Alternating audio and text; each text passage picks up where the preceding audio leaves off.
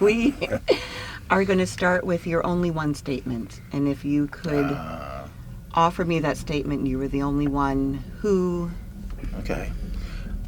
I, to the best of my knowledge, am the only one who comes from a privileged family with a father who was a United States congressman, who I went to an Ivy League college, who I was on one of the most popular television shows in all of television history, who ended up working at a grocery store. Yes. That is an epic only one statement. Yeah, that's a Proustian. Oh my goodness. Statement. Everybody Google that right now. All right, so just a little bit about me. Oh, okay. No, really about us.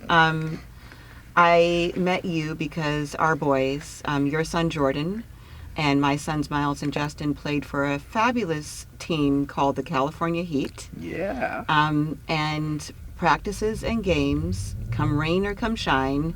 Your wife Josette, who I love, big shout out to Josette, and thank you so much for helping put this together.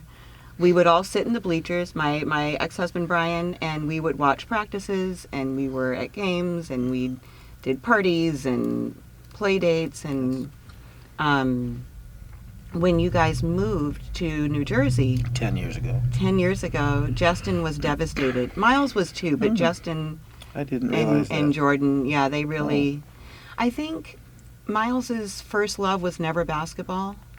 It was always food, and he's catering now. He's yes, a chef. That's right. I heard that. Yeah. But Jordan and Justin had that shared passion for basketball, so I think that's why it was a particular loss. Also, Jordan was he could have been their brother. The way that he looked and Absolutely. The way the bond. And I know Jordan hated leaving LA. He did not want to leave LA. Yeah. He loves LA. Still does. Do you think he'll come back here? Yes, he will. He will. Yeah. And he's one way or another. He's planning already. Right? Yeah. Oh, yeah. He's at UMass Lowell. Yes. And he's playing ball. Yes, he has a D1 scholarship at UMass Lowell. Yeah. I haven't seen, but I've just seen the pictures, and it looks amazing. He's tall. Well, he's actually, for basketball, he's not. He's 6'1". He's a point guard. Yeah. But for my family, he's tall. He towers over me. Yeah. Oh, and he's so handsome. He looks just like he did when he was little. Yeah.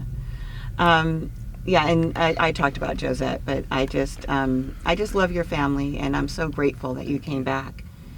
Not just to LA for me, but that you came to do the show. You're welcome. Because we talked about it over the summer. That's right. Yeah. And at that point, I didn't know when I was going to be back. So right. This is great. Right. You were born in Brooklyn to a teacher and a librarian. Yeah, is that correct? My father was a librarian by profession. He became a congressman eventually. But yes. And my mother was a teacher. Yeah. So you were a bookish kid? Yes, we were all bookish. Yeah. We were all like little bookers. Was it just the three of you?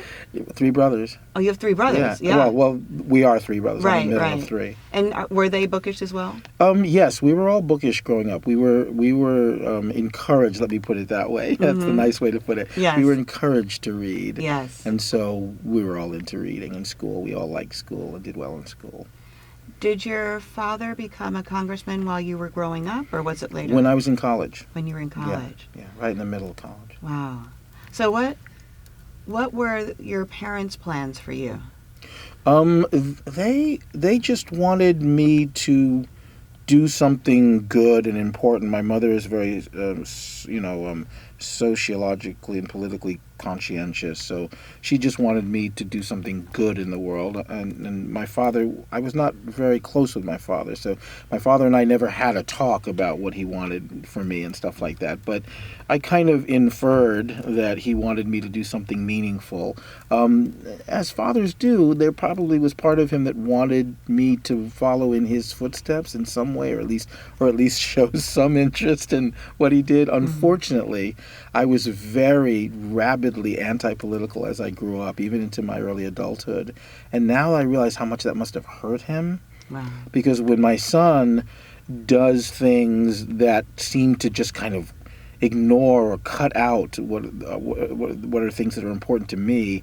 You know, he doesn't. I know he doesn't mean to hurt me, but I feel like, you know, why doesn't he care more about these things that I care about? So now when I think about it, you know, I was just very apathetic towards, and he was a great congressman. He was a great man politically. He did wonderful things for so many people, and I must have seemed just perfectly indifferent to it most of the time, and that must have been difficult for him.